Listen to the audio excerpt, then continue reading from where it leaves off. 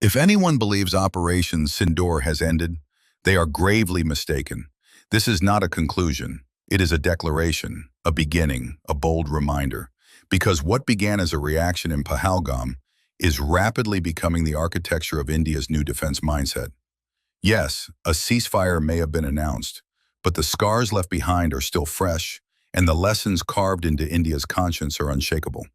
From this point on, the India-Pakistan dynamic is fundamentally altered. The illusion of stability has shattered. India has now chosen a doctrine of zero compromise when it comes to national security. Following the brutal events in Pahalgam, the government revoked every single Pakistani visa within 48 hours. A move not just symbolic, but strategic. This was a shock to many, yet a long time coming. Beneath the surface of hospitality lay a slow-brewing risk. Visitors who quietly overstay, who embed themselves deep into society under the radar.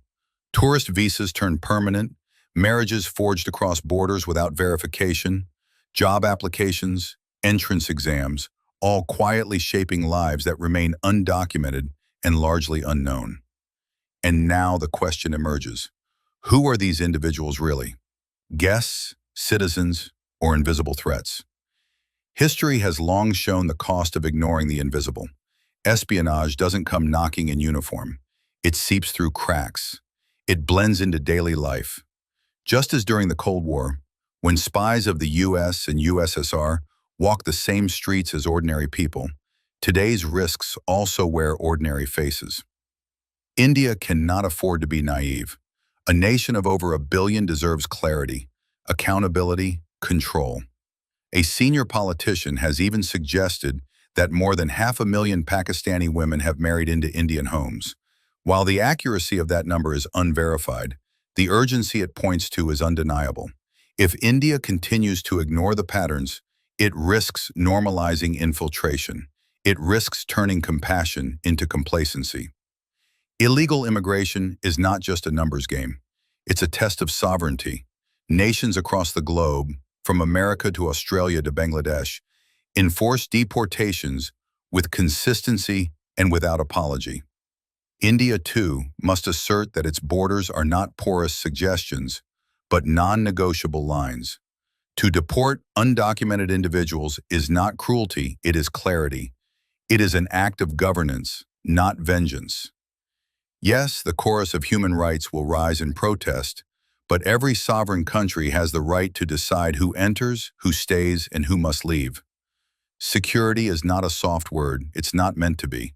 Security is hard. Security is uncomfortable. But above all, it is necessary. Until every undocumented individual is either legitimized or removed, Operation Sindoor remains incomplete, not in spirit, but in execution. And memory, national memory, is part of that execution. Because what happened in Pahalgam must not be treated as an isolated eruption. It is part of a pattern, a strategy of attrition. India has bled before. The wounds may differ in name, Uri, Pulwama, Pahalgam, but the source remains consistent. Yet even as soldiers remember, civilians forget, or worse, are made to forget. In an age where narratives spread faster than facts, where a tweet can overshadow testimony, the truth often doesn't even get its day in court. Eyewitness accounts are buried, survivor voices are diluted. What replaces them is noise, accusations that the attack was staged or that it's all politics. This is how pain is erased, how trauma is mocked, how enemies operate without even lifting a weapon because others are doing the silencing for them. Choose peace, they say, often from privileged distance. But peace is not a slogan, it is a structure. And it cannot be built on the ashes of fear and blood.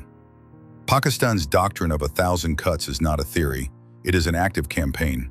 Cut after cut, they hope to make India numb. But India is not numb. It is alert, it is evolving. And when India retaliates, measured, strategic, lawful, it is painted as the aggressor. This is how narrative warfare works, by flipping the story, not the reality. India's image is attacked more often than its soldiers, and the damage is just as real. Since Operation Sindoor began, international blame has found its way toward India at every turn. From water treaties to border movements, from agriculture to satellite tech, India is suddenly the accused, even while being the injured party. Terror camps continue to function across the border. The evidence is public, the threat is known, but the outrage? Selective. India's voice, its anguish, is often buried beneath layers of global apathy and diplomatic hypocrisy. This has happened before. Remember the global coverage of COVID in India? The headlines weren't about resilience, they weren't about solutions. They were about flames, unending images of pyres, suffering, and despair. No context, no empathy, just voyeurism masquerading as journalism. That perception still lingers. That lens still defines how many see India. And here's the truth. India doesn't want pity. It wants parity. It demands dignity. Other powers have mastered the art of controlling their image. Hollywood is America's soft power. China has state-controlled narratives. Russia weaponizes information with precision. India?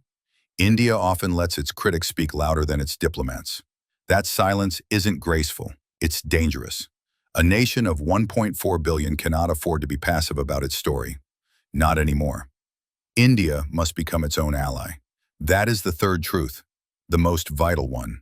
The lesson was loud in 1999, during Kargil, when the United States refused to share GPS data. India didn't protest. It produced. It built Navik, a homegrown satellite system that now secures everything from missiles to disaster response. That is the spirit of self-reliance, not just in speeches, but in systems, in technology, in willpower. Operation Sindoor reflects that spirit.